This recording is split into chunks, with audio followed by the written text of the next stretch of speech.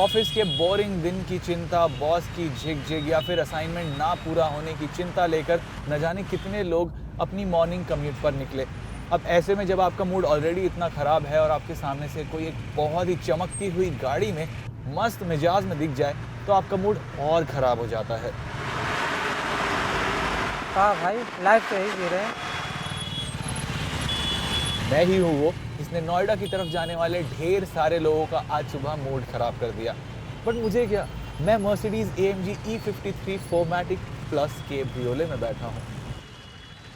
ये गाड़ी को उतनी अटेंशन मिलती है जितनी एक टीनेजर से उसकी फेवरेट इंस्टाग्राम मॉडल को।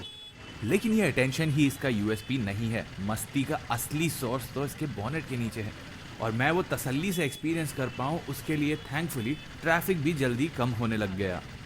बट दोस्तों, आगे बढ़ने से पहले व्हाट कार इंडिया को सब्सक्राइब करना ना भूलें और वो छोटी सी बेल आइकन भी दबा दीजिए जिससे हमारी लेटेस्ट वीडियोस की अपडेट पहुंचे आप तक सबसे पहले हिंदी में।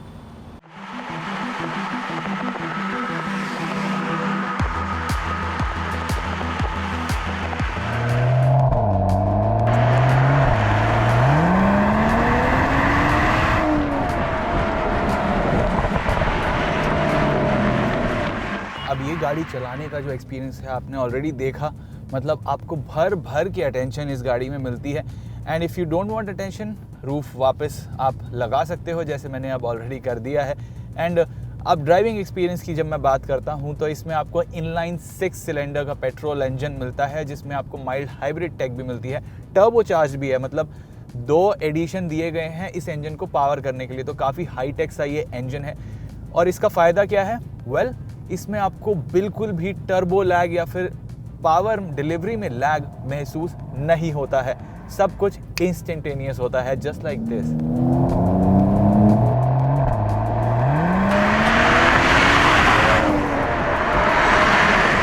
इनफैक्ट गाड़ी के लॉन्च पर जब मर्सिडीज रिप्रेजेंटेटिव्स ने गाड़ी को स्टार्ट किया था तो आवाज़ ऐसी कोई खास स्पेशल थी नहीं। एंड मुझे लगा था ये इंजन जो है काफ़ी शांत स्वभाव का है।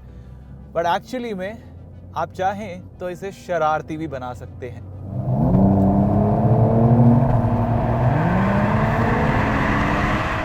और परफॉर्मेंस में लैग वगैरह तो दूर की बात है, बट इसका जो 48 वोल्ट का हाइब्रिड है उससे गाड़ी को लोअर RPMs पर 22 हॉर्स पावर का एडिशनल पावर मिलता है। एंड इसके साथ साथ 250 Nm का टॉर्क बूस्ट मिलता है। एंड इस वजह से जब आप लोअर RPM पर गाड़ी को खींच रहे होते हो तो आपको परफॉर्मेंस एकदम इस प्रकार की मिलती है। स्पोर्ट प्लस मोड में गाड़ी चलाने पर और ज़्यादा फुर्तीली हो जाती है और एग्जॉस्ट मोड भी ज़्यादा तड़केदार साउंड करता है। और हायर RPMs पर तो इतना लाउड हो जाता है कि पड़ोसियों की नींद तक खराब कर दे। जब आप पेडल फ्लोर कर देते हो तो एकदम इंस्टेंट रिस्पॉन्स आपको मिलता है। एंड एग्जॉस्ट भी इतनी शानदार आवाज़ निकालता है, मतलब driving experience full on AMG वाला आपको इसमें मिलता है। और तो और जब गाड़ी अग्रेसिवली आप डाउन शिफ्ट करते हो तो पॉप्स और क्रैकल्स भी सुनने को मिलते हैं आपको।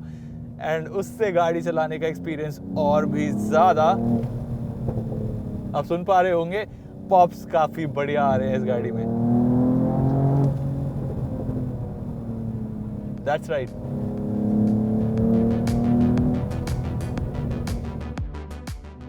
Zero to 100 in 4.5 seconds. और तो और 250 किलोमीटर्स की टॉप स्पीड है। एंड इसमें आपको ट्रैक पेस करके ट्रैक बेस्ड टेलीमेट्री सिस्टम भी मिलता है जिसका आप इस्तेमाल बुद्ध इंटरनेशनल सर्किट या फिर जो भी सर्किट आपके घर के आसपास है वहाँ पर इस गाड़ी को ले जाकर कर सकते हो और अपने ट्रैक टाइमिंग्स इम्प्रूव कर सकते हो।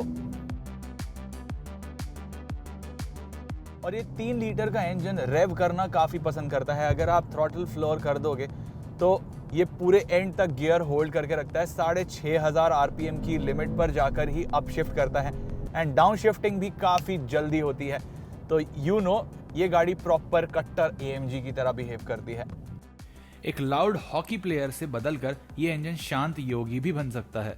अब शांत स्वभाव इस इंजन का इसलिए क्योंकि 60-70 की स्पीड पर भी ये नोवा गियर एंगेज कर देता है। तो इससे आपका इंजन तो स्ट्रेस फ्री रहता ही है, बट आपकी फ्यूल एफिशिएंसी भी काफ़ी बेटर होती है। एंड इसके साथ साथ इसमें आइडल स्टार्ट स्टॉप टेक भी मिलती है। तो आप जब रेड लाइट्स पर गाड़ी स्टॉप करते हो तो आपका इंजन अपने आप बंद हो जाता है। एंड ये आप सोचोगे नहीं इतनी महंगी गाड़ी में, बट बेटर फ्यूल सेविंग तो हर किसी को पसंद आती ही है। इसका 9 स्पीड टॉर्क कन्वर्टर एकदम डुअल क्लच ट्रांसमिशन जैसा काम करता है। शिफ्ट्स कब होते हैं पता ही नहीं चलता है। अप शिफ्ट तो ऑफ कोर्स पता लगते हैं, बट डाउन शिफ्ट ये आपके पेडल के इनपुट के हिसाब से बड़ी जल्दी करता है। अब इसकी हैंडलिंग की बात करूं तो उसमें स्टीयरिंग और इसके सस्पेंशन का तो हाथ है ही, लेकिन इस रूफ का भी योगदान है।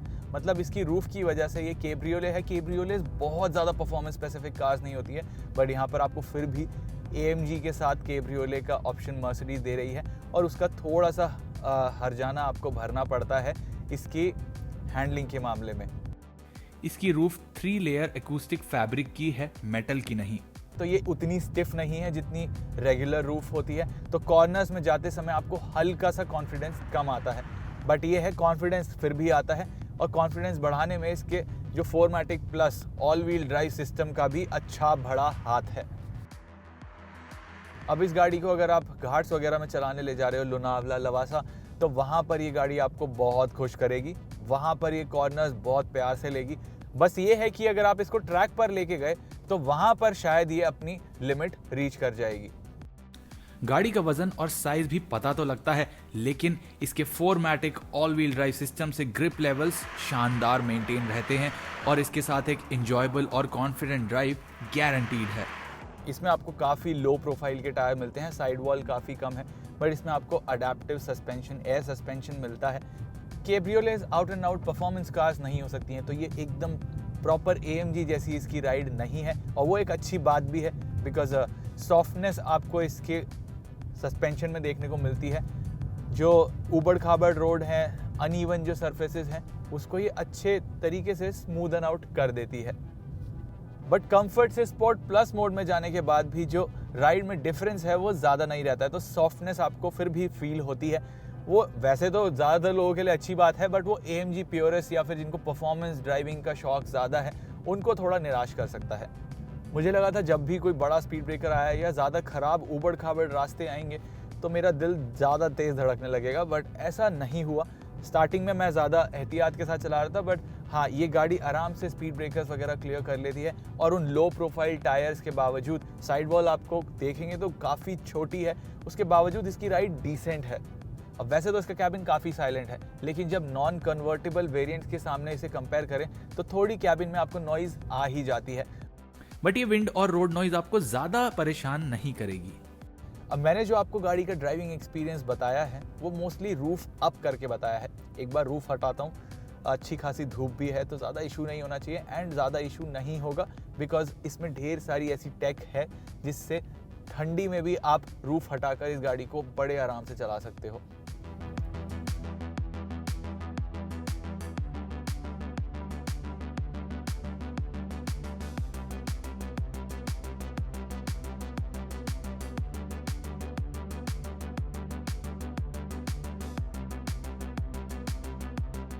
अब ये गाड़ी आप सर्दी में चलाओ या गर्मी में, आपका पूरा ख्याल रखा गया है कंफर्ट का। मल्टी जोन क्लाइमेट कंट्रोल तो मिलता ही है, लेकिन इन फ्रंट सीट्स में आपको 3 लेवल की वेंटिलेशन मिलती है, हीटेड एंड कूल्ड। इसके साथ साथ एयर कैप करके एक फीचर है जिससे विंड नॉइज काफ़ी ज़्यादा कंट्रोल्ड रहती है, एंड आपका कंफर्ट काफ़ी बढ़िया रहता है। E53 के ड्राइव के अलावा और भी स्पेशल चीज़ें हैं। चलिए आपको गाड़ी रोककर एक क्विक टूर देता हूँ।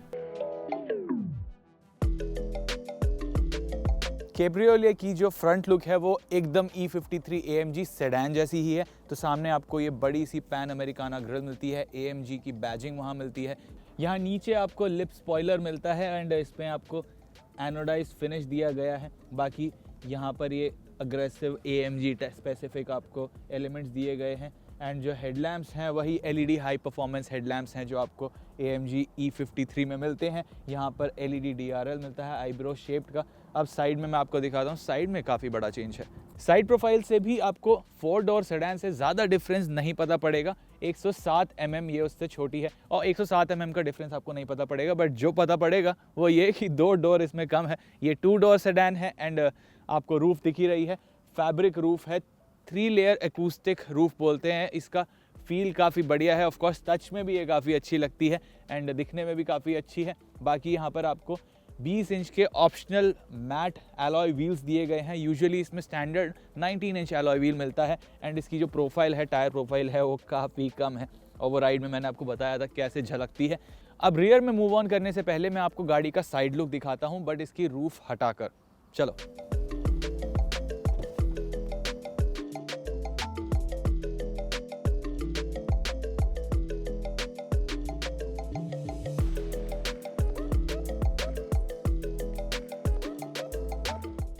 अब आपको फुल एलईडी टेल लैंप्स मिलते हैं। रियर टेल लैम्प का डिजाइन और इंटरनल सेडान से अलग हैं। AMG की बैजिंग मिलती है, E53 बैजिंग यहाँ पर, और आपको क्वाड एग्जॉस्ट सेटअप मिलता है। डिफ्यूज़र भी आपको दिया गया है, ऑफ कोर्स एरोडायनामिक्स में वो हेल्प करता है। और इसे आउटलाइन करती है एक स्टाइलिश क्रोम आर्च। अब बूट खोलने का तरीका कुछ ऐसा है, ये आप लिफ्ट करते हो और बूट खुल जाती है। अब कन्वर्टेबल कार्स की जो बूट स्पेस होती है वो उनका स्ट्रॉन्ग पॉइंट नहीं होता है और वो यहाँ पर भी देखने को मिलता है, बिकॉज इंडिया में आपको स्पेयर व्हील दिया गया है और उस कारण इसकी जो बूट स्पेस है वो पूरी तरीके से ख़राब हो जाती है। मतलब यहाँ पर आप 1-2 डफल बैग ले जा सकते हो। अगर आपने स्पेयर व्हील हटाया तो आप लॉन्ग डिस्टेंस जर्नी पर जाओगे तो आपके दिमाग में वो पीछे चलता रहेगा कि मेरे पास स्पेयर व्हील नहीं है। लेकिन प्रैक्टिकलिटी थोड़ी एनहेंस करती है इसकी फोल्डेबल रियर सीट्स। उसको आप फोल्ड कर दोगे तो आप थोड़ा लंबा सामान इसमें फिर भी लेके जा सकते हो, बट जो आपकी स्टेपनी है वो आपको त्यागनी पड़ेगी। E53 कैब्रियोले का कैबिन भी कस्टमाइजेबल है। इस कैबिन में आपको कार्बन फाइबर ट्रीटमेंट दिया गया है। Red and black classic AMG seats मिलती हैं। रेड सीट बेल्ट्स और कॉन्ट्रास्ट स्टिचिंग का इस्तेमाल देखने को मिलता है। फीचर्स लिस्ट कॉम्प्रिहेंसिव है, जैसे वो MBUX पावर्ड 12.3 इंच के ट्विन स्क्रीन्स, 590 वॉट का Burmester audio system, head up display और ढेर सारे सेफ्टी फीचर्स।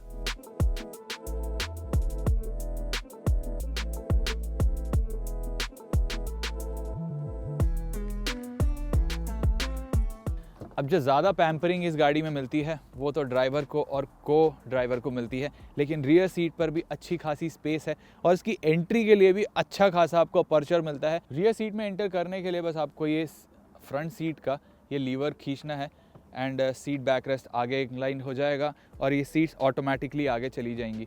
और अगर ये रूफ नहीं है तो आपको कोई दिक्कत नहीं होने वाली है एंटर करने में।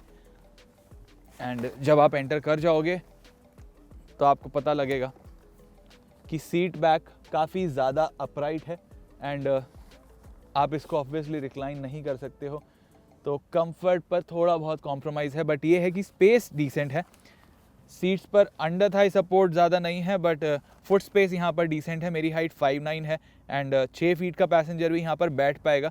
हाँ, बंद रूफ पर हेडरूम टाइट होने वाला है, बट इस सीट पर आपकी इंटरसिटी ट्रिप्स ज़्यादा कंफर्टेबल तो नहीं होंगी।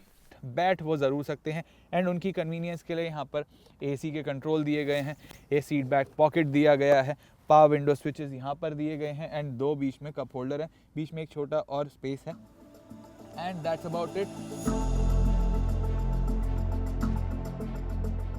कन्वर्टेबल्स एक इमोशनल परचेज होती हैं और इमोशंस की कोई कीमत नहीं होती, पर फिर भी E53 AMG कैब्रियोले की ex showroom price 1.3 crore rupees है।